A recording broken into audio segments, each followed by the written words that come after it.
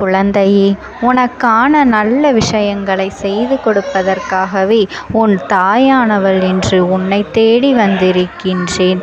என் தங்கமே, இன்று உன் அம்மா நான் உனக்கு சொல்ல வந்திருக்கின்ற செய்தி ஒரு முக்கியமான செய்தி. அதனை நீ கேட்டே ஆக வேண்டும்.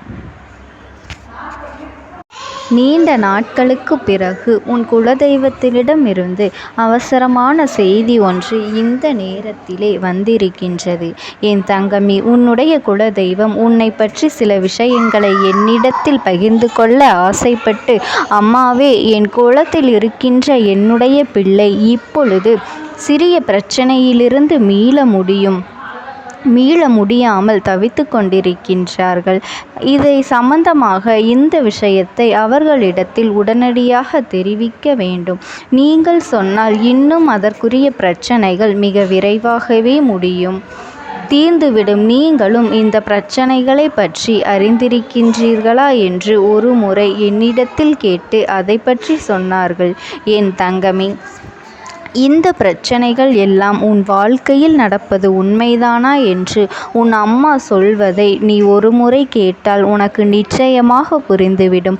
இப்பொழுது உன் வாழ்க்கையில் என்ன நடந்து கொண்டிருக்கின்றது, நீ என்ன நிலையில் இருந்து கொண்டிருக்கின்றாய், இனிமேல் உன் வாழ்க்கையில் என்ன நடக்கப் போகின்றது என்று உன்னுடைய குலதெய்வம் ஒவ்வொரு முறையும் என்னிடத்தில் வரும்பொழுது ஏதாவது ஒரு விஷயம் உன்னை பற்றியே சொல்ல வருகின்றார்கள். நீண்ட நாட்களுக்கு பிறகு அவர்கள் வரும்பொழுது இதனை நான் புரிந்து கொண்டேன்.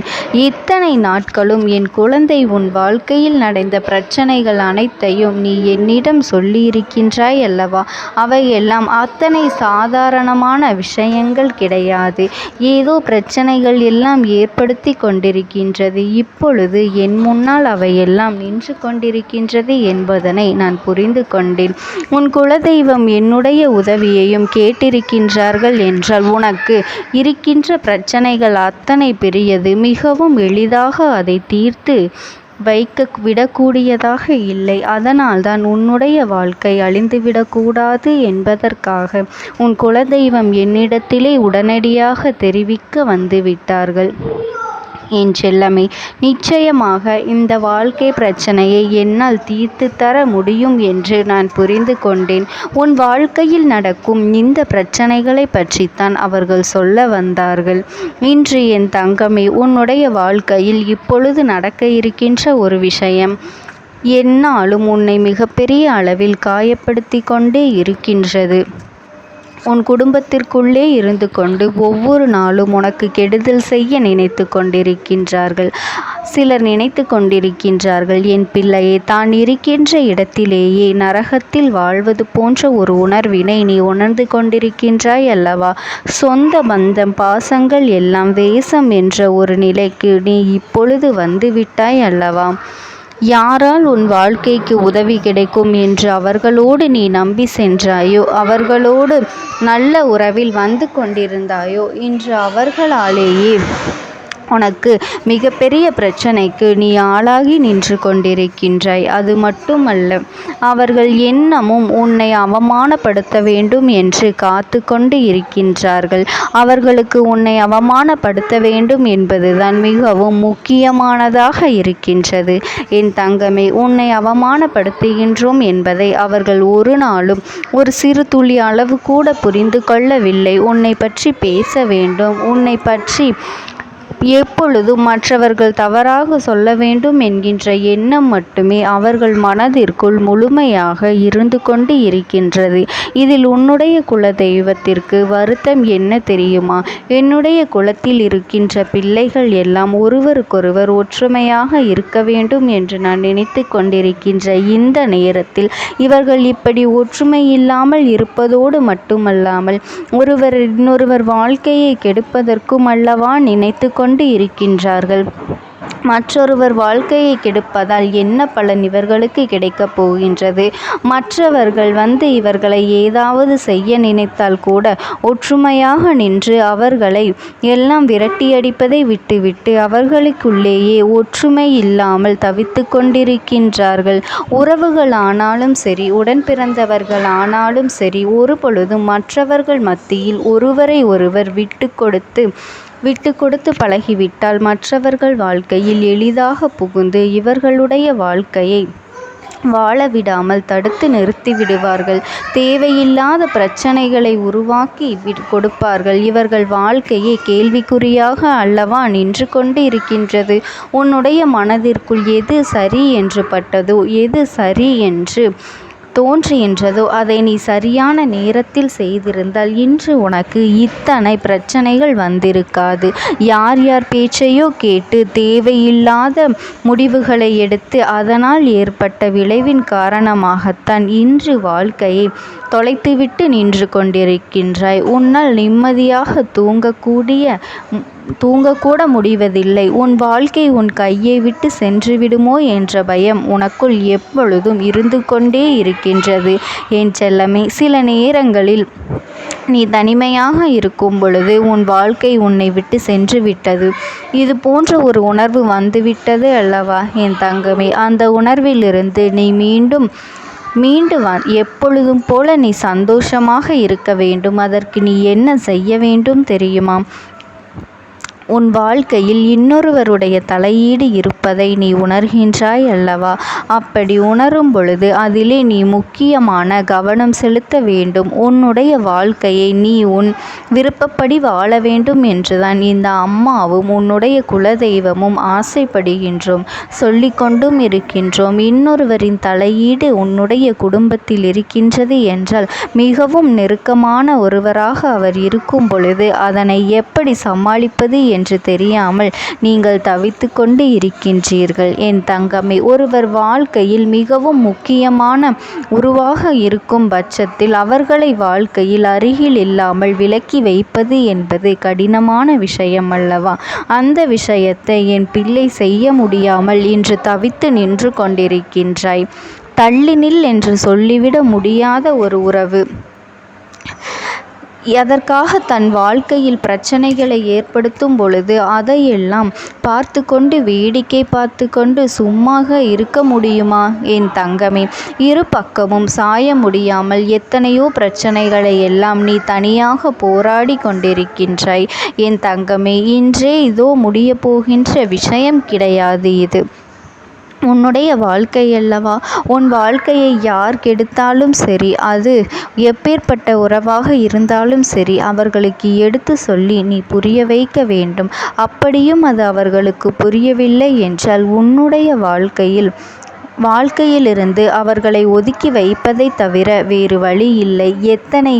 எத்தனை பெரிய உறவாக இருந்தாலும் சரி, உன் வாழ்க்கையில் எத்தனை அக்கறை கொண்டவர்களாக இருந்தாலும் சரி, இந்த பிரச்சனைகளை நாள்தோறும் உன்னை வாழ விடாமல் உருவாக்கி கொண்டிருந்தால் அவர்கள் உன் வாழ்க்கையில் எதற்காக தேவைப்படுகின்றார்கள் என்று ஒரு முறை நீ சிந்தித்து பார். எந்த ஒரு காரியத்திற்காகவும் உன் வாழ்க்கையில் உனக்கு கெடுதல் செய்ய நினைப்பவர்களை அருகில் வைத்து கொண்டிருக்காதே. இதனால் உன்னுடைய வாழ்க்கைக்கு தான் மிகப்பெரிய பிரச்சனை. அது மட்டுமல்ல, உன்னை சார்ந்து இருப்பவர்களுக்கும் மிகப்பெரிய வேதனைகளை எல்லாம் வந்து கொண்டே இருக்கும் என்பதனை நீ மறந்து விடாதே என் தங்கமே. சந்தோஷமாக வாழ்கின்ற காலத்தில் சந்தோஷத்தை அனுபவிக்க முடியாமல் என் பிள்ளை நீ மனம் வருந்தி தவித்து நின்று கொண்டிருக்கின்றாய். இந்த வயதில் அனுபவிக்க வேண்டியதை எந்த வயதில் நீ அனுபவிக்கப் போகின்றாய்? இப்பொழுது உன் வாழ்க்கை இப்படி இருப்பதை உன்னால் ஏற்றுக்கொள்ள முடியவில்லை அல்லவா? உன்னால் மட்டுமல்ல, இந்த அம்மாவாலும் கூட உன்னுடைய குலதெய்வத்தாலும் கூட இதனை ஏற்றுக்கொள்ள முடியவில்லை என் தங்கமே. இனிமேலாவது உன் வாழ்க்கையை காப்பாற்றிக்கொள் என்று சொல்வதற்காகத்தான் உன் குலதெய்வம் உன்னை தேடி வந்திருக்கின்றது. யாருடைய பேச்சிற்கும் இடம் கொடுக்காமல், யாருடைய வார்த்தையும் நீ கேட்காமல், உன்னை நம்பி இருப்பவர்களை மற்றும் நீ ஏற்றுக்கொண்டு அந்த பொறுப்பினை மட்டும் உன் கைகளில் எடுத்துக்கொள்ள வேண்டும். வேறு எதுவும் உனக்கு பெரிதாக தெரியக்கூடாது. ஏனென்றால் எல்லோரையும் விட்டுவிட்டு வந்த உறவு, உன்னை நம்பி இருக்கின்ற ஒரு உறவு, உன்னுடைய இல்லத்தில் உனக்காகவே எல்லாவற்றையும் செய்யக்கூடிய ஒரு உறவு. ஒரு குடும்பத்தோடு அனைவரும் ஒற்றுமையாக இருக்க வேண்டும் அல்லவா? அதனால் மற்றவர்கள் சொல்கின்ற பேச்சுக்களை எல்லாம் கேட்டு உன்னுடைய உன்னுடைய குடும்பத்தில் இருப்பவர்களை நீ ஒருபொழுதும் காயப்படுத்தி விடக்கூடாது. அவர்களை மனிதர்களின் ஒருபோதும் நீ வேதனைப்படுத்திவிட்டு நீயும் வேதனைப்படக்கூடாது. உனக்காக இந்த அம்மா கொடுத்த பொறுப்பிலிருந்து நீ ஒருபொழுதும் வெளியேறக்கூடாது. அப்படி இருந்தால் இந்த அம்மாவினுடைய ஆசீர்வாதங்களும் உன் குலதெய்வத்தினுடைய ஆசீர்வாதங்களும் என்றென்றைக்குமே உனக்கு முழுமையாக கிடைத்து கொண்டே இருக்கும். ஓம் சக்தி. ஓம் ஆதிபராசக்தி. ஒரே ஒரு வாய்ப்பினை உருவாக்கி கொடுக்கின்றேன். அந்த ஆத்மாவின் வாக்கினை கேட்பதற்கு இதுவே உனக்கு கிடைக்கின்ற கடைசி வாய்ப்பாகவும் இருக்கலாம். அதனால் என் பிள்ளையே, இந்த வாய்ப்பினை நீ சரியாக பயன்படுத்தி கொண்டு அந்த ஆத்மா உன்னோடு என்ன பேச நினைக்கின்றது, அவர்கள் எதை உன்னிடத்தில் சொல்ல நினைக்கின்றார்கள், வெளிப்படுத்த முயற்சி செய்கின்றார்கள், எதனால் உன்னை தேடி வந்திருக்கின்றார்கள் என்பதனையெல்லாம் நீ தெரிந்து கொள்ள வேண்டும். என் தங்க பிள்ளையே, அவர்கள் எப்படி இந்த தெய்வத்தின் அருகில் வந்தார்கள் என்று நீ யோசிக்கலாம். என் தங்கமே, உன்னுடைய இல்லத்தில் சமீபத்தில் இறந்து போன ஒருவரினுடைய ஆத்மாவானது சில நாட்களாகவே உன் இல்லத்தை சுற்றி சுற்றி வருகின்றது. இந்த அம்மா அதனை கண்டுவிட்ட பிறகு, எதற்கு இங்கே சுற்றி கொண்டிருக்கின்றாய்? நீ இருக்க வேண்டிய இடத்தில்தானே இருக்க வேண்டும். என் பிள்ளையின் வீட்டில் உனக்கு என்ன வேலை என்று கேட்ட பொழுதுதான் அந்த ஆத்மா என்னிடத்தில் சொன்ன விஷயம், எனக்கும் என்னிடத்தில் இருக்க வேண்டும் என்றுதான் ஆசையாக இருக்கின்றது. ஆனால் சில விஷயங்கள் என்னை அங்கே செல்ல விடாமல் தடுத்து கொண்டு இருக்கின்றது. எனக்கு என்னுடைய குடும்பத்தில் இருக்கின்றவர்களிடம் பேசியாக வேண்டும். என் மனதில் தோன்றுகின்ற சில விஷயங்களை அவர்களிடத்தில் சொல்லிவிட்டால் நான் மனநிறைவோடு இங்கிருந்து சென்று விடுவேன். சில விஷயங்களை நான் அவர்களோடு பகிர்ந்து கொள்ளாமல் விட்டுவிட்டேன்.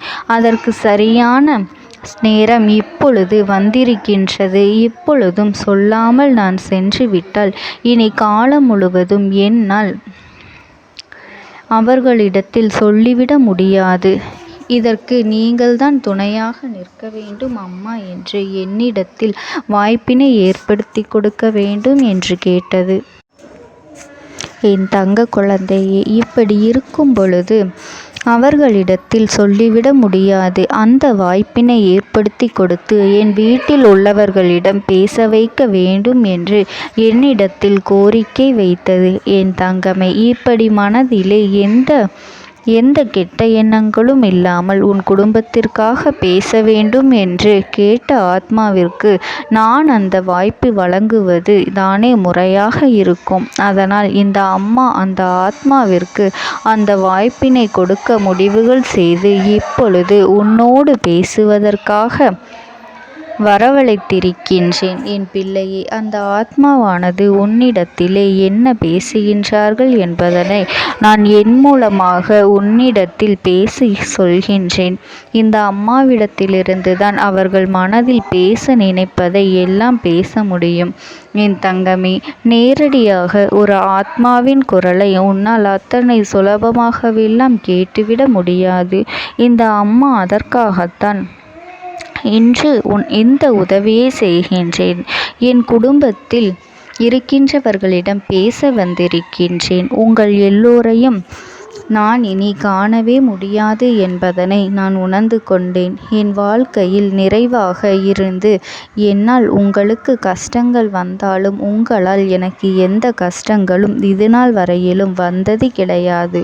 நான் நினைத்தது போல இந்த வாழ்க்கையை அத்தனை சந்தோஷமாக வாழ்ந்து கொண்டுதான் இருந்தேன்.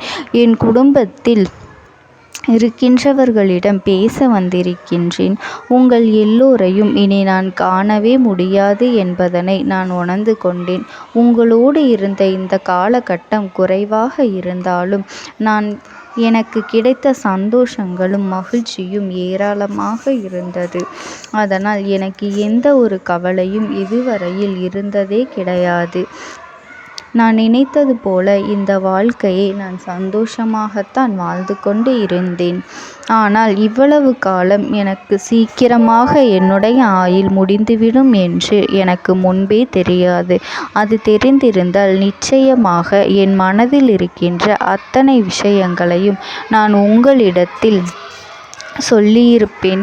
ஆனால் எல்லோரும் நினைப்பது போலத்தானே நானும் நினைத்திருந்தேன். எனக்கும் இந்த உலகத்தை விட்டு செல்ல வேண்டும் என்ற ஆசை கிடையாது. மற்றவர்கள் சொல்வது போல எதற்காக பிறந்தோம், நாம் ஏன் பிறந்தோம் என்று ஒரு நாளும் நான் நினைத்தது கிடையாது.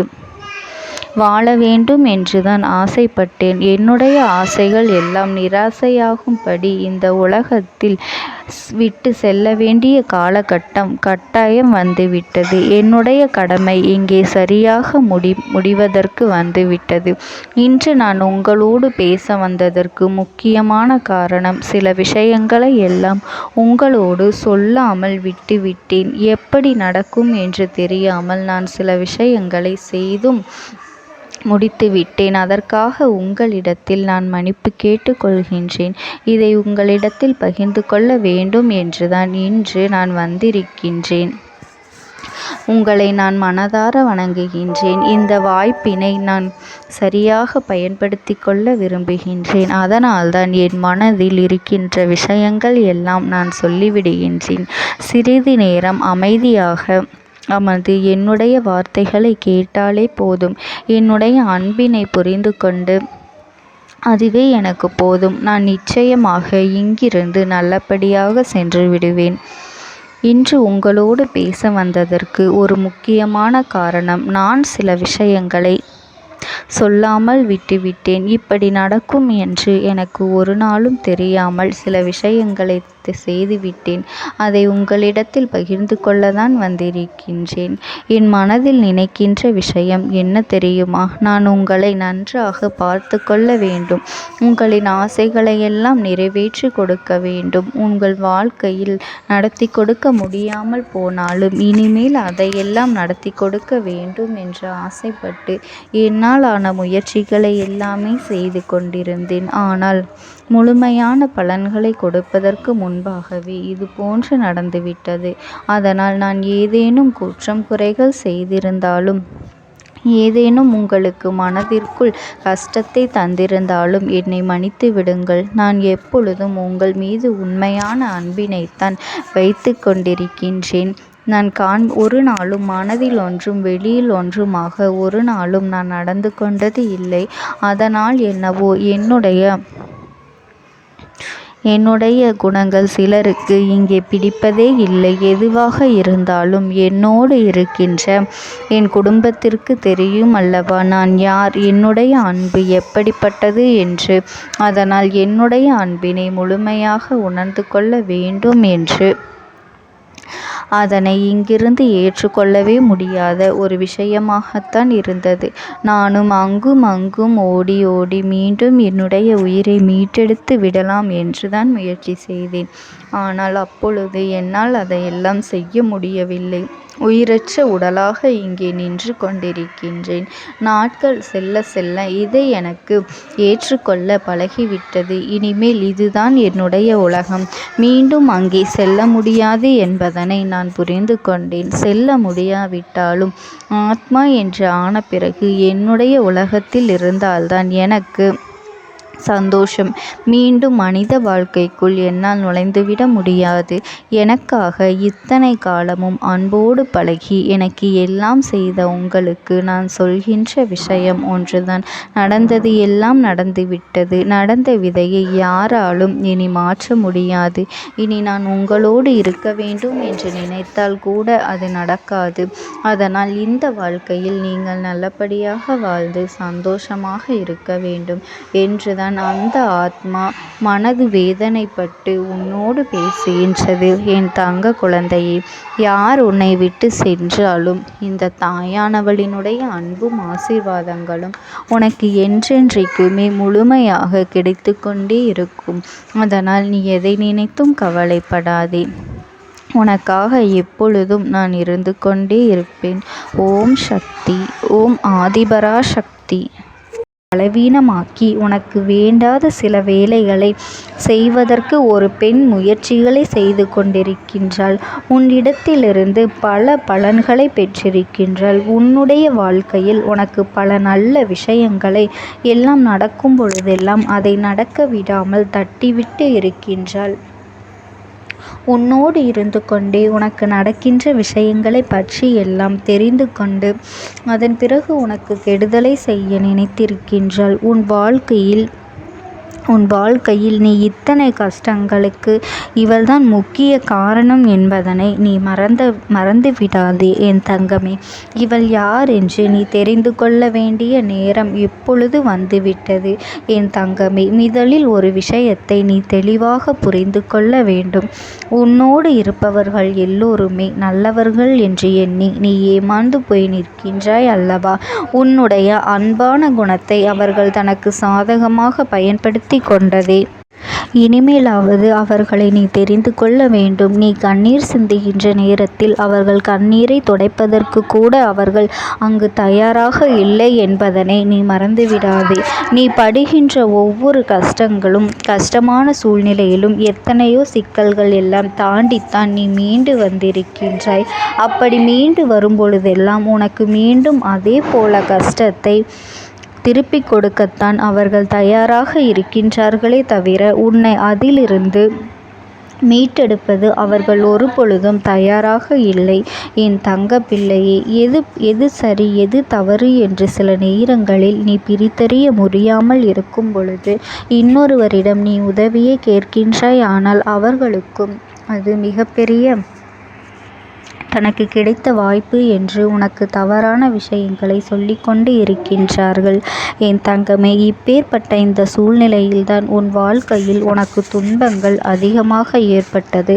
ஆனால் நீ என்ன நினைத்து கொண்டிருந்தாய் தெரியுமா? எல்லாம் உன்னுடைய கெட்ட நேரம், துரதிர்ஷ்டம் என்று நீ நினைத்து கொண்டிருந்தாய். அது உண்மை அல்ல.